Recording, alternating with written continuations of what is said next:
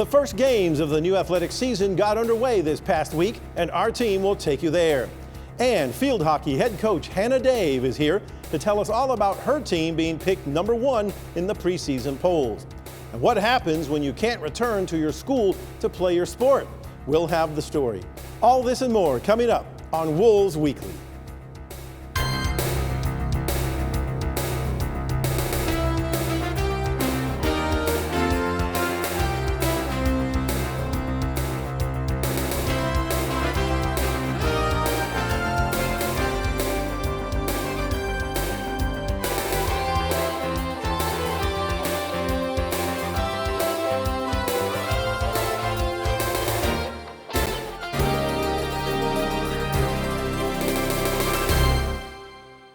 From the Langford Center studios at Newberry College, I'm Al Della Chica. And I'm Tucker Moore. Welcome back to the first show of the fall of 2025 season. The first Newberry College team to hit the field this past week was the women's soccer team.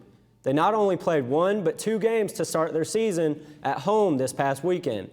Our Wolves Weekly team was there and filed this report.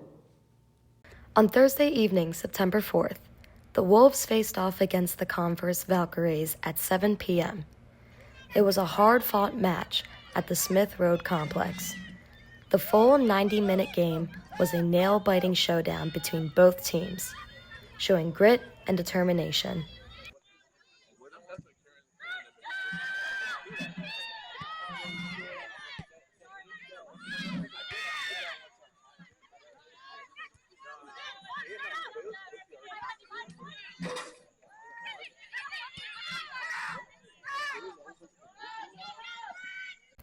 A standout junior goalkeeper, Madison Gutierrez, was the game changer for the Wolves. A total of 4 saves, 1 in the first half and 3 in the second half, defended the shutout.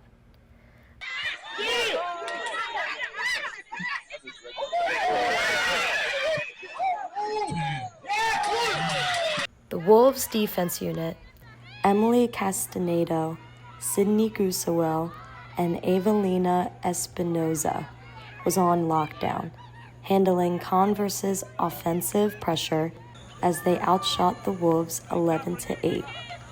On the attacking front, Newberry created some opportunities for themselves with 2 shots on goal by Molly Courtley.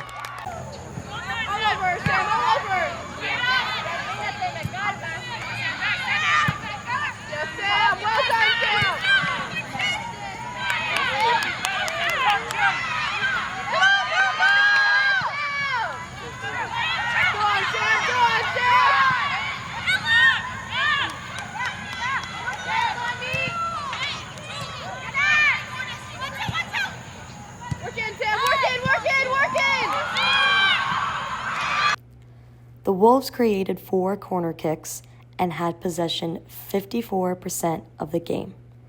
Unfortunately, the game resulted in a tie. It was a very physical competition with pushes, slide tackles, and heavy hits to the ground. However, that didn't slow down the Wolves. They moved forward to focus on their next opponent, Emmanuel University. Following the Lady Wolves' second game on Saturday against the Emmanuel Lions, the first 40 minutes of the game were a defensive game on both sides.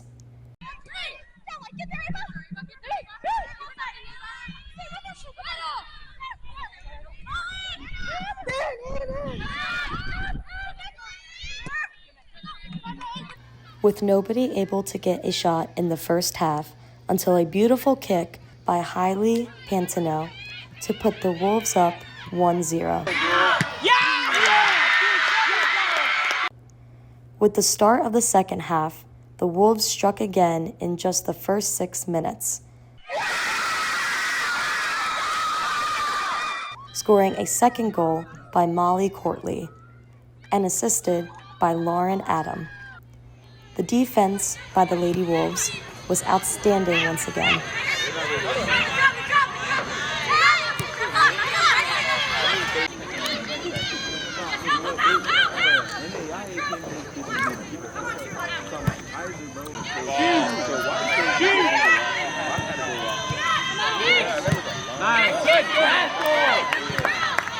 They left the Emmanuel Lions scoreless in the game with allowing only 4 shots on goal, with the blocks from Madison Gutierrez with her second clean sheet already this year.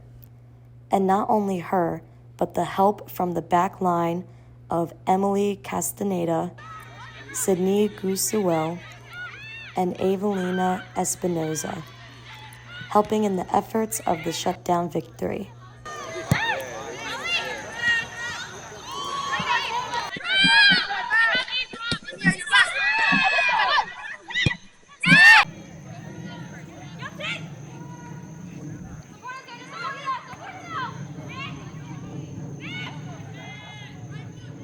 The offensive sides of the Wolves was also very impressive, outshooting Emmanuel in shots 11-9 and on goal shots 7-4. This is Maddie Schiffbauer with NCTV. And there you go. I mean, a lot of great action already here at home. Had several teams playing already here at Setzler Field and the Smith Road Complex, among other places. And Tucker, you know, it's always great. It's always, that anticipation of getting a new season underway. And these sports right here already, sometimes they've already been here since the early part of August, which is incredible. You know, the students normally report, we started on August 18th, but the athletes have been here since early August, maybe even in July. Yep. I think, and we saw this weekend, we saw them come out and put their best product on the field. There's a lot of anticipation, being here for months, practicing, getting ready. Also, these teams have a lot of new players, a lot of new transfers from Limestone or wherever. And I think they really went out and they played their best.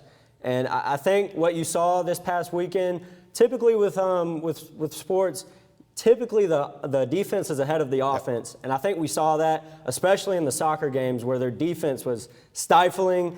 Offense was a little slower, but I think they'll catch up as the season goes on. Yeah, and that's what Wolves Weekly is all about. We were out there and brought you that action. Women's soccer getting the tie, but then coming away with a big victory in the second game. We'll have more in a moment. For decades, I've taught you everything I know. How to safely build a fire, and how to control the flames. But I can only teach wildfire prevention. Only you can prevent wildfires.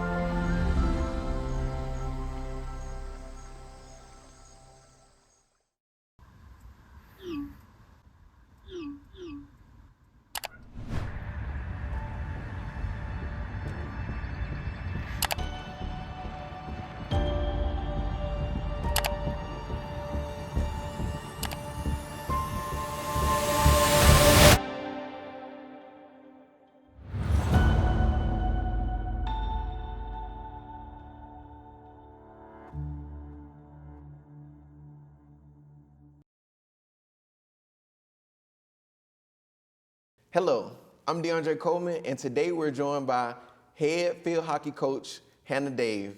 Hello, Coach. Hi, thank you for having me. Congrats on another big win on Saturday, and I tell you, you gotta be something that the coaches out here are really want a piece of you. How are you able to stay so consistent in what you're doing this year? Well, I think a lot of what we preach is just the Newberry way and the Newberry culture, and that's something that as we're recruiting and we're bringing in new talent, we want everybody to be on the same board, and so that's something that's going to be universal throughout the years, is when we lose talent but add new talent, we still want to make sure that we are doing things, Newberry Field Hockey way. Yes, ma'am. Now, speaking of culture, can you describe that a little bit for me? Like, can you touch on some of that? What kind of culture are you trying to build for Newberry? Yeah, we are always trying to build a culture that is very inclusive. We have a pretty big roster and a lot of talent, from all over the world. And so making sure that everybody has, a role on this team is very important to us. And so culture is going to be something that we continuously focus on with everybody's roles involved. Yes, ma'am. What does success mean to you? Success to us is success on and off the field, as much as we are, field hockey players and field hockey coaches, and we want to be successful on the field. Like I said, everybody has a role in this program, and some of them also are roles that we need people to really, implement off the field. And so, the last few years we've seen a lot of success off the field academically with community service, and so off the field and on the field, we're just looking at building an all-around, good student athlete and good person. Yes, ma'am. Yes, ma'am. Speaking of, those improvements, what are some of those improvements that you're seeing better than that you've seen last year? Yeah, I think a lot of some of our leaders are really stepping up on and off the field. And so, seeing some of those sophomores and juniors now really stepping into leadership roles, I think it's bringing, a unique sense of success into the field. Yes, ma'am.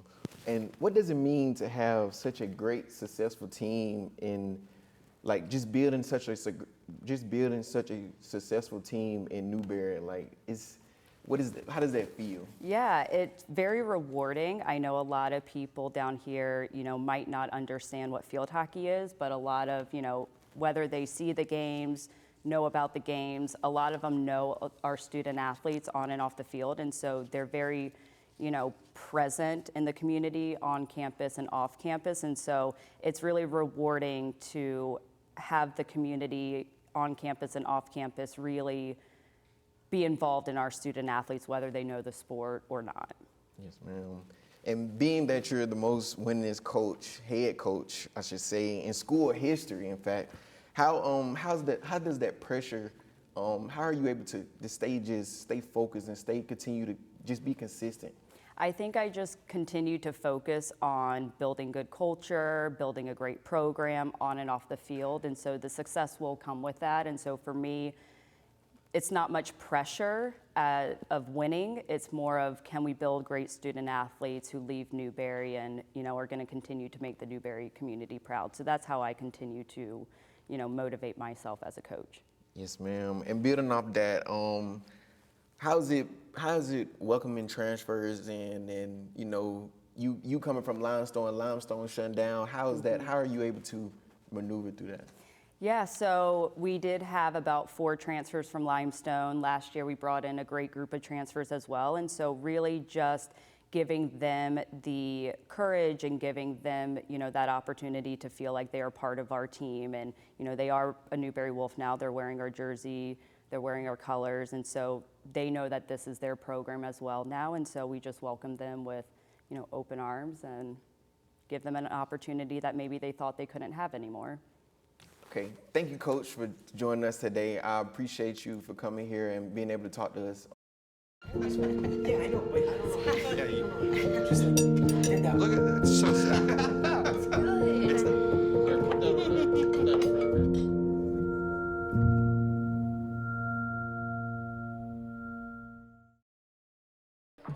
How do you know when you've made the right decision?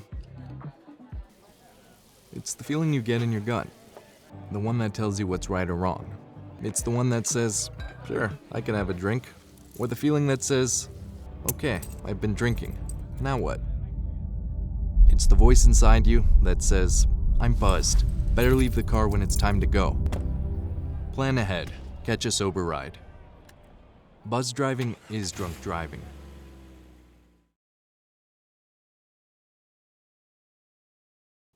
Earlier this year, the story broke that Limestone University was possibly going to shut down operations at the end of the spring semester.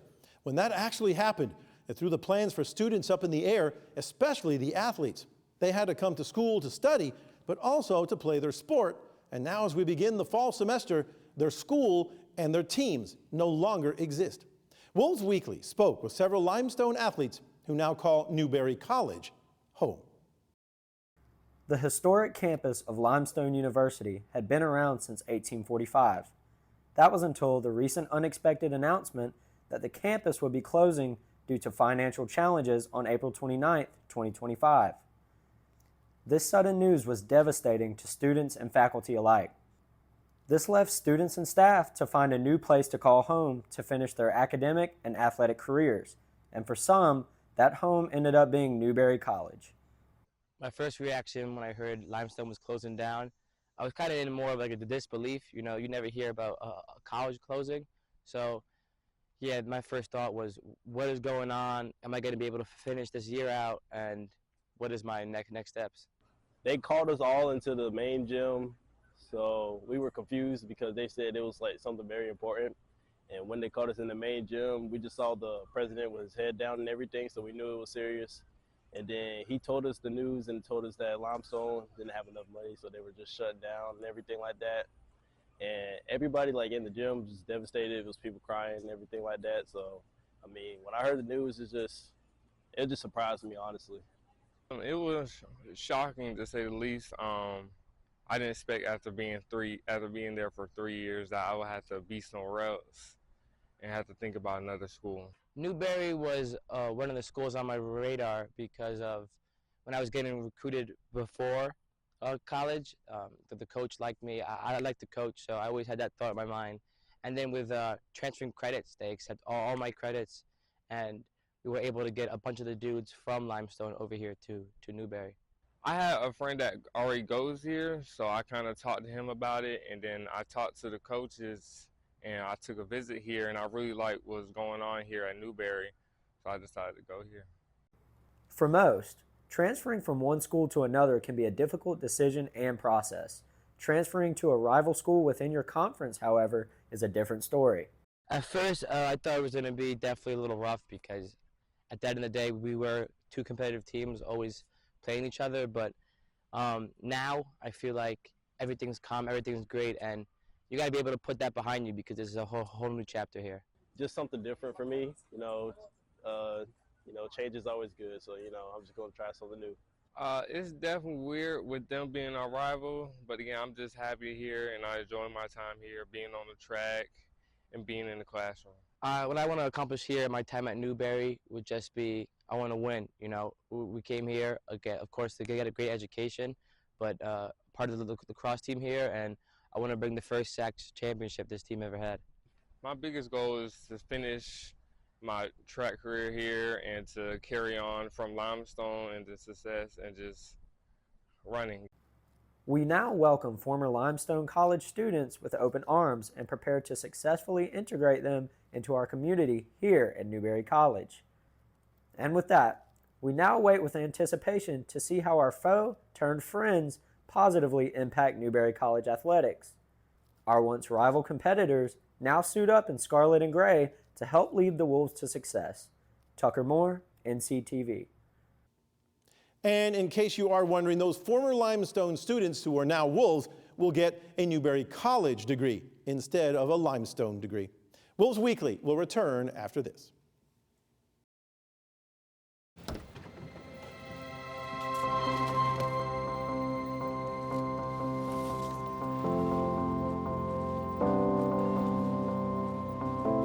The impact of a meal goes well beyond feeding our bodies.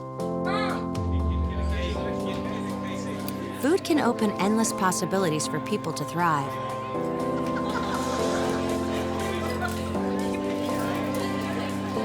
Because when people are fed,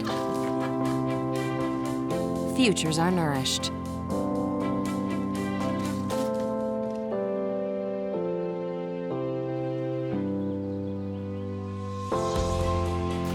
Everyone deserves to live a full life. And with your help, together we can end hunger. Join the movement at feedingamerica.org/actnow.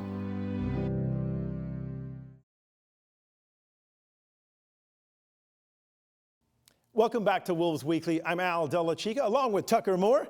And now let's get to the scoreboard and get you caught up with all the action that took place over the past week. In football, the Wolves got their season started on the road last Saturday, taking on UVA-Wise in Virginia.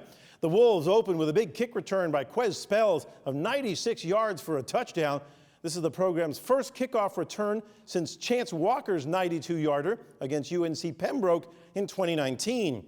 But even with that, it was a close game with the two teams tied at 17 at the half. But two passing touchdowns by quarterback Reed Sharpia in the second half saw the Wolves pull away 31-17 early in the fourth quarter. But the Cavaliers were not done yet. Midway through the fourth quarter, a 1-yard touchdown run pulled them back to within 1 score. Later in the game, the Cavaliers had a goal line attack, but on a 4th down and goal, the Newberry defense stood strong and denied them the tying score. After a punt gave the Cavaliers the ball at midfield, they had one more chance with less than a minute to go, but 2 incomplete passes at the end in the end zone sealed the deal, and the Wolves escaped with a 31-24 victory. The Wolves will be at historic Sept Field for 2 straight games, beginning this Saturday when they take on Point University in the home opener. Our 10th-ranked field hockey team dominated their recent match against Frostburg State with a victory of 5-0 at Sept Field. With talents from highlighted players Emma Westbrook, Amber Tozana, and Vivian Damin, the team steamrolled in the win. Immediate action taken from Westbrook scoring a goal off of a setup from Tozana, the Wolves scored with less than 2 minutes into the game. Following into the second quarter, Tozana earned her first career goal that finished a sequence initiated by Katie Sharon and Zoe Barker. This pushed our Wolves forward 2-0. After a battle in the third quarter, Tozana struck twice in under a minute, first by a pass by Agustina Montserrat, then an assisted goal. Vivian scored an incredible assist made by Westbrook, which provided another goal for the Wolves.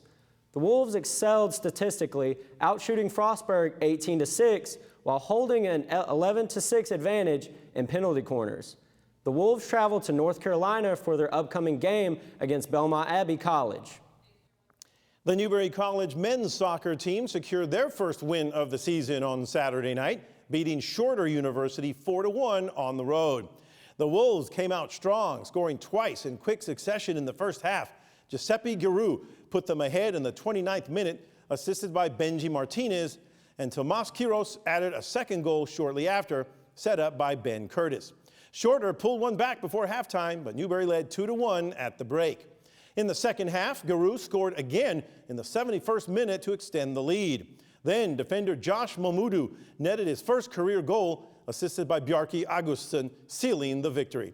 Goalkeeper Charlie Clark was solid in net with 4 saves, as Newberry outshot Shorter 23-6, including 14 shots on target. The Wolves improved to 1-0.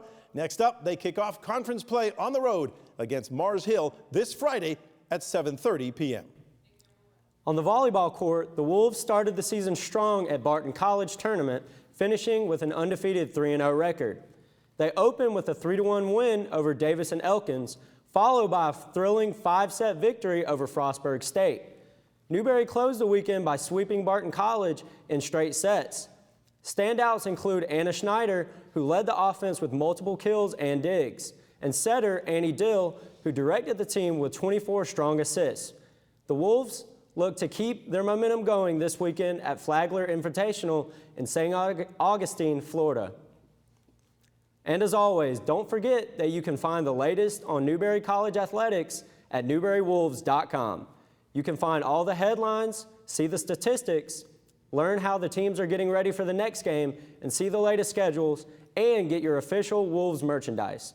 All this and more is available anytime you want it and anywhere you are at newberrywolves.com. And now let's take a look at the week ahead for upcoming games for your Newberry Wolves.